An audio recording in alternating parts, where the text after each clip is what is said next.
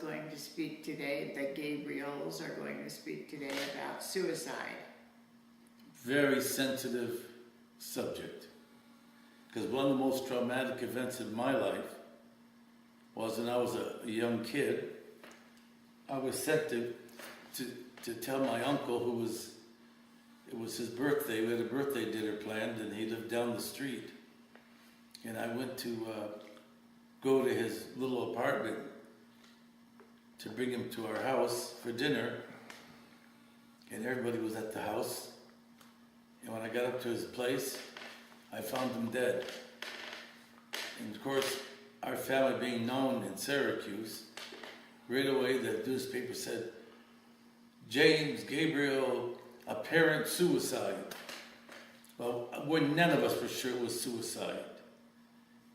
He was not the type to commit suicide. I believe that at least more than half of the population has at one time or another contemplated suicide. That's not to say they made a plan and they were really going to do it, but have thought about, why am I here and why do I have to go on, and I'd be better off dead. I think those thoughts, and I would be surprised to know if there's anyone that hasn't ever thought that way. It's a natural part of ups and downs, and I'm not talking about people who are clinically depressed, but there are just times when we're overcome with stress and we just feel like, or the loss of a loved one, or loss of a relationship, or an illness that makes you think of suicide. I believe it's a sin. I believe it's a sin against the Holy Spirit. It means you've lost, which is considered the greatest of sins, blasphemy against the Holy Spirit. It means that you've lost hope.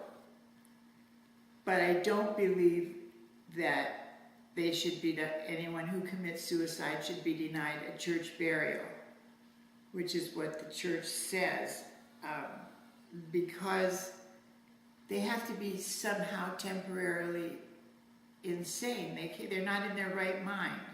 And they just don't wait to let that feeling pass. Explain about the young man that you... There was a program recently that I plugged into. Some young man jumped off the Golden Gate Bridge. And I guess some naval officers saw him jumping, and they were able to rescue him. And he was completely broken, every bone in his body, when he hit the impact of hitting the water. And he said that on the way down, he regretted that he jumped. And what his advice was, and he felt he was lucky and he was blessed that he was saved.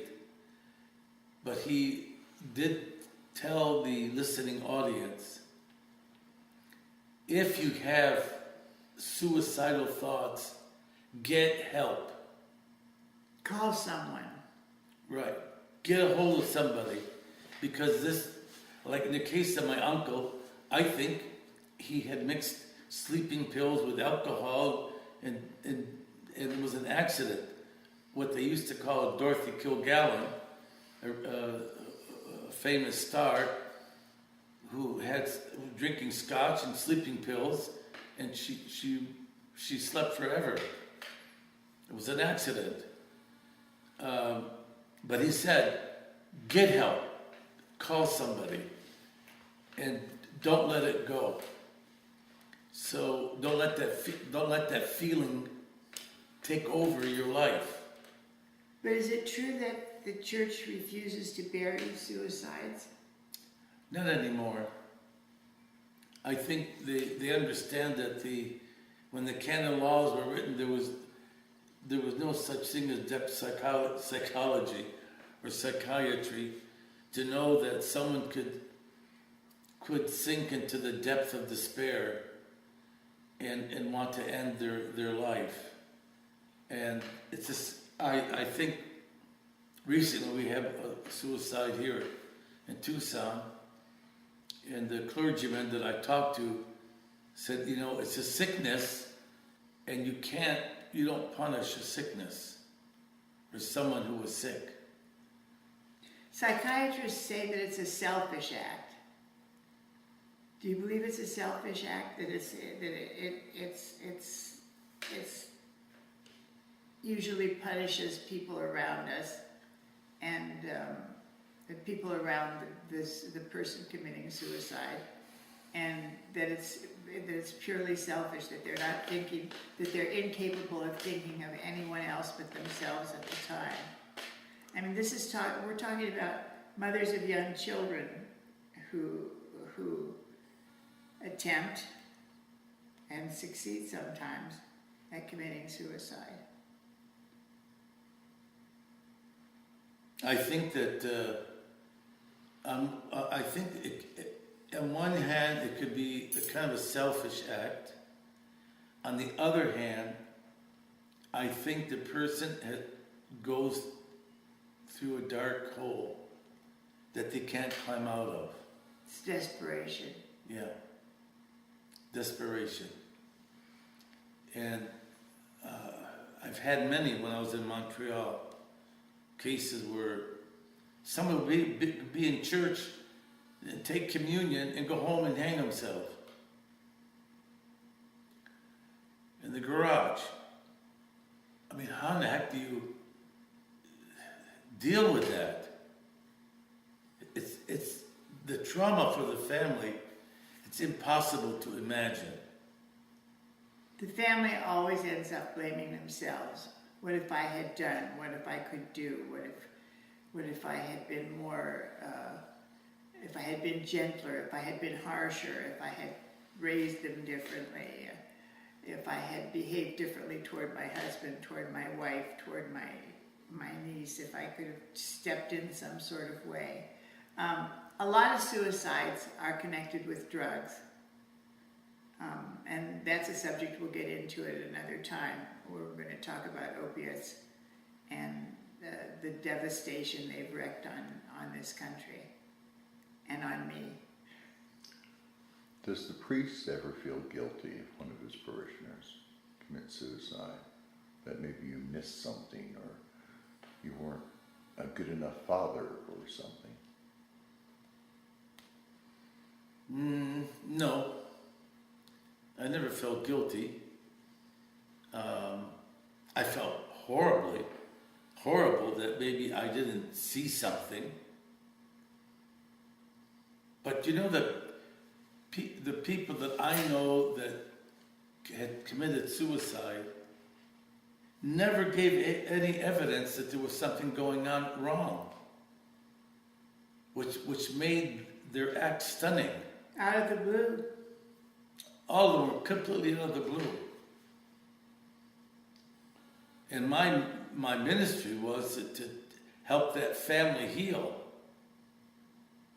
But that's the real ministry, is to help the family or the loved ones that are left behind heal, because they have no answers.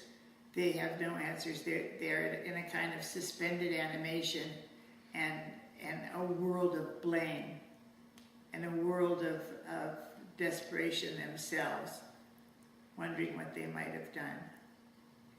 you know, if I was in a small parish, maybe I might have felt some kind of guilt. But I was in a very large parish, and not all the relationships were as intense as they would be in a smaller community. And so I really felt horrible about it. But as I said, my mission was to work with the family to help them go through this very dark moment in their lives. And that's one of the reasons we had on staff while you were ministering in Montreal, we had on staff a full-time psychologist to refer people who you might have thought were in danger if you had an inkling. or who would come to you with problems, and you could head them off at the pass by sending them to the psychologist. Well, once I had a young kid want to stand up at a youth meeting and declare that he was gay and then shoot himself. But somehow my intuition told me this kid was up to something. And I wouldn't let him speak. I wouldn't respond to his hand, like, talk to me, ask me. I said, come and see me tomorrow. And he walked into my office and he says, I believe I know that you know that I know that you know. And fortunately, Carolyn was in that day. And I took him upstairs. We had a talk first. And then I took him upstairs to see Carolyn. And she really helped that boy heal the dissonance in his personality. Well, I'm relieved to know that they can get a church burial, that anyone can get a church burial. Can a case ever be made for assisted suicide? Someone's terminal ill and a great deal of pain, they're suffering, they lose any idea of human dignity. I think it goes on anyway. When we have had several instances when a relative or a close person has been in palliative care, hospice comes and they administer drugs and to keep the person comfortable. And I think that just leads to the person's demise finally. I think that hospice, not officially, but unwittingly, not even unwittingly. I mean, I think they help bring the demise closer. The church would have any views on assisted suicide? Yeah, because,